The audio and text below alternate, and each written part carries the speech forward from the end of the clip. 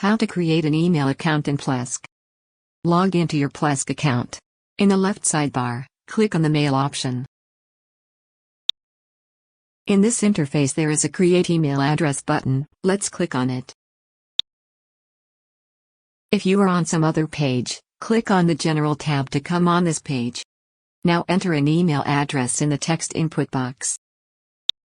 If you have more than one domain, you can click to open the drop-down list and select the appropriate domain for your email account. You can click to uncheck this options box. I leave it checked. I also leave blank the input box for an external email. You may provide an email address for password recovery in case you lose access to your primary email account. You can either enter the password twice in the given text input boxes or generate it automatically.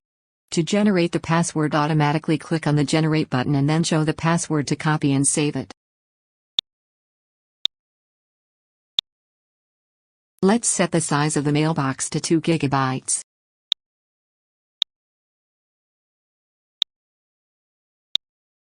It looks ready now. Click on OK. Success! The email account has been created and is ready to use. You can click here and open it in a new window. This is the end of the tutorial. Thank you for watching.